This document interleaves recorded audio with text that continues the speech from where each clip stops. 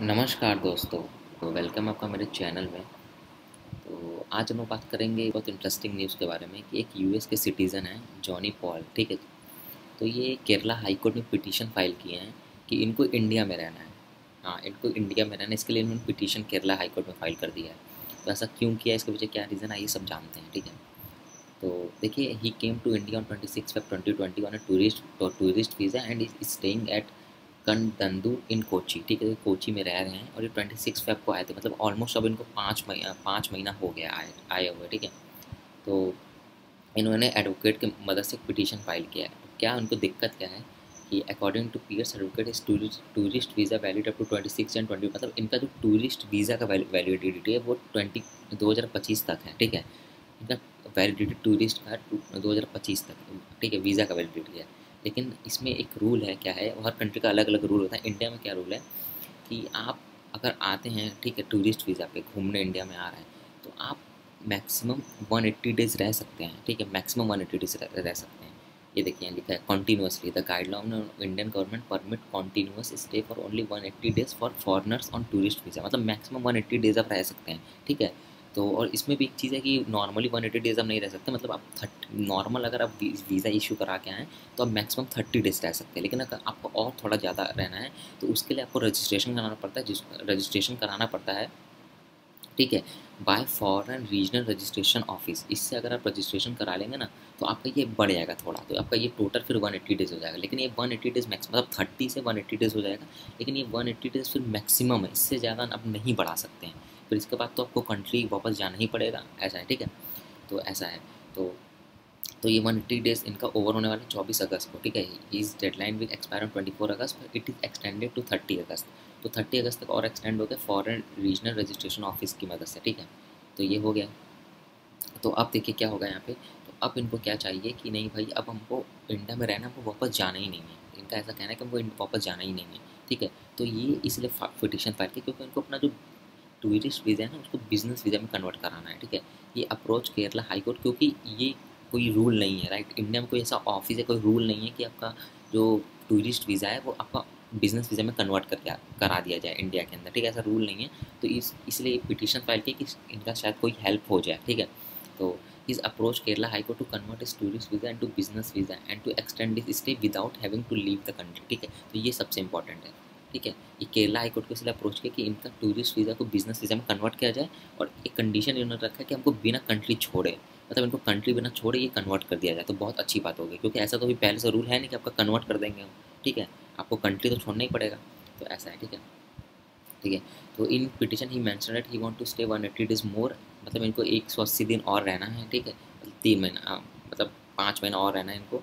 And also want to set up a tour business service, that's why he want business visa। तो इनको एक tour business service भी start करना है India में, ठीक है, ताकि वो बाहर के जो और लोग हैं उनको इंडिया ला सके, उनको घुमाने ला सके। और ये अपने फैमिली को लाना चाहते हैं। तो आगे इनके बारे में बताएंगे। इनका व्यूज़ अब देखिए क्या है, ठीक है। Views, John Polly Pierce views on Indian and united, इनका व्यूज़ देखिए क्या है कंट्रीज़ पे ऊपर। तो ये काफ़ी इंप्रेस हुए हैं। इन्होंने कहा है कि he said he is very impressed and he amaze how government of India handling this corona pandemic.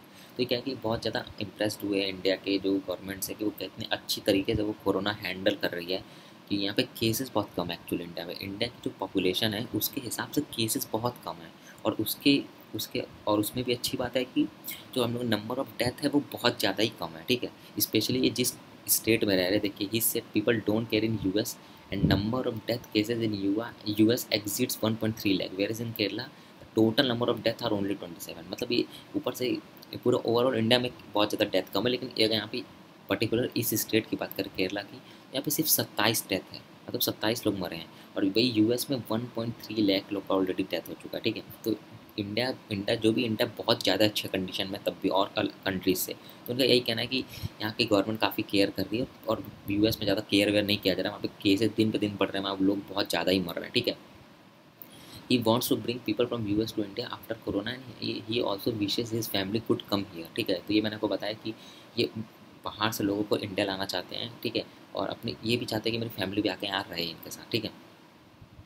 He said he don't want to go back to US because government is not taking care just like India. He is of 74 year old and risk is more. Okay, तो ये ये इनका as 74 year है, ठीक है, काफ़ी इनका as हो गया, तो इनको सबसे ज़्यादा रिस्क है, जितने भी बूढ़े लोग हैं सबसे ज़्यादा उनको ही रिस्क है कोरोना से, तो ये भी एक रीज़न ये नहीं जाना चाहते हैं, ठीक है। He said in future if he is allowed to stay in country then he would like to lease a small resort and make a retirement community। ये तो बहुत सही चीज़ है, अगर ये इनको और रहने दिया जाता है इंडिया के अंदर तो ये एक फ्यूचर में रिजॉर्ट लीज करना चाहेंगे, छोटा सा रिजॉर्ट इसको लीज पे लेना चाहेंगे और उसमें एक रिटायरमेंट कम्युनिटी बनाएंगे जो कि कोविड फ्री जोन होगा, ठीक है।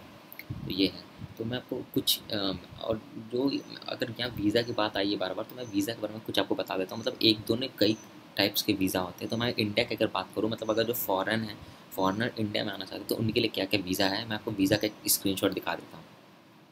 ये देखिए टाइप्स ऑफ इंडियन वीज़ा, मतलब जो फॉरेनर को कौन कौन सा इंडियन वीज़ा मिल सकता है, ठीक है, इंडिया में आने के लिए। ये देखिए टोटल 9 टाइप के वीज़ा हैं, ठीक है। ये देखिए मैं जूम कर देता हूँ। Employment visa, business visa, project visa, x entry visa, tourist visa, research visa, transit visa, conference visa, medical visa, ठीक है। तो ये देखिए इतने टाइप के वीज़ा होते हैं, इसका ड्यूरेशन देखिए दिया हुआ है। एम्प्लॉयमेंट वीज़ा के लिए 5 ईयर ड्यूरेशन है, ठीक है, और ये इंडिया के अंदर ही एक्सटेंड हो सकता है। देखिए ये रूल इसमें पहले ही दिया हुआ है। बिजनेस वीज़ा भी इंडिया के अंदर ही एक्सटेंड हो सकता है, मतलब समझ रहे हैं कि जो ये जॉनी है वो अगर उनका business visa Kerala high court allow कर देता है और कन्वर्ट करा देता है तो फिर वो इंडिया के अंदर ही बैठे बैठे अपना एक्सटेंड कर देंगे, अपना एक्सटेंड कर सकते हैं बहुत, ठीक है, कि अपना वीज़ा का जो ड्यूरेशन है वो सब एक्सटेंड कर सकते हैं, ठीक है।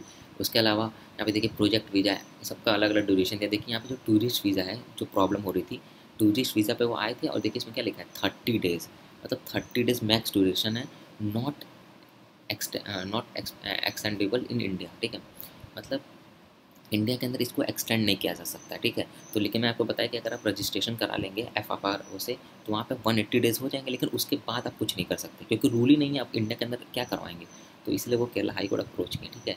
उसके अलावा देखिए ट्रांजिट वीज़ा, कॉन्फ्रेंस, मेडिकल, और जिसमें जो सबसे फास्ट वीज़ा इशू होता है वो मेडिकल वीज़ा होता है। मतलब मेडिकल वीज़ा क्योंकि बहुत इमरजेंसी वाली बात होती है, तो ये सबसे फास्ट इशू होता है। अगर आपको मेडिकल वीज़ा बनाना है तुरंत आपका वीज़ा इशू होगा, सटाक से आप कंट्री में आ सकते हैं, ठीक है। तो ये है पूरा, तो बस आज की वीडियो के लिए इतना ही। So friends, thank you for watching. Please do like, share and subscribe my channel.